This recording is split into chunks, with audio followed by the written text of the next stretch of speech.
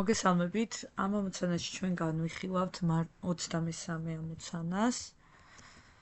მოდი ამისათვის ჯერ დავაკოპირებ წინა ნახაზებს, წინა ვიდეოებში შეგიძლიათ ნახოთ ის წინა ამოცანები. და ქვეშ შევცვლი, რომ ბევრი არ ვიწვალოთ. 23 ამოცანის პირობა ასეთია. ABCD მართკუთხედის B-წვეროს კოორდინატებია. კაცრავად. ხო, აი ასე. B-წვეროს კოორდინატებია -4, 6, ისე კი წააგავს. მოდი ამ სიმეტრიის ღერძებს წავშლი. D-წვეროს კოორდინატია 2 - 12. 2 და -12, ანუ ეს უკვე აღარ წააგავს. მოდი ცოტათი შევცვალოთ. -4 და 6.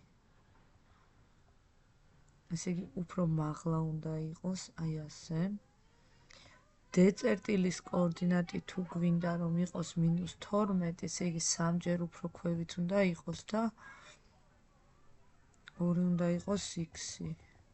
დაახლოებით ასეთი სიტუაცია. თვად ვერ ვაკეთებთ. აჰა, იყოს ესეთი. არაფერი უჭერს.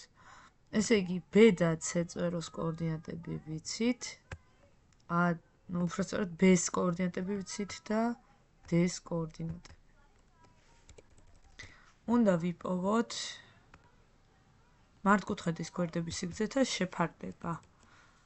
ხო, კი ბატონო, ეხლა ერთი წამით ეს D ცოტათი გადმოვწიოთ აქეთ. ოი, პირიქით დამემართა. აჰა. ესე იყოს.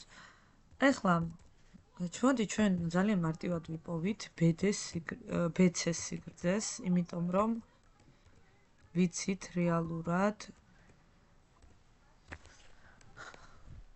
B-წერტილიდან OY ღერძამდე მანძილი, იმიტომ რომ მისი კოორდინატი თუ არის -4, B-წერტილის X კოორდინატი, ესე იგი OY-მდე აშორებს 4.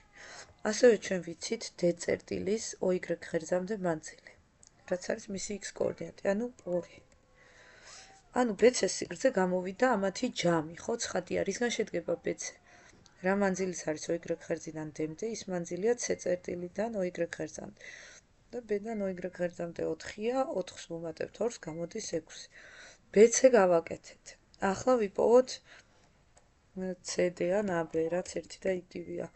AB-ს სიგრძე რა არის? Y კოორდინატი B-წერტილის პლუს D-წერტილის Y კოორდინატის მოდული, ანუ 12.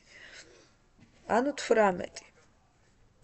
ჩვენ გვთხოვენ სიგრძეთა შეფარდების პოვნას, ანუ AB ისე შეეფარდება BC-ს, როგორც 18 6 და იკვეცება 3 1-ს.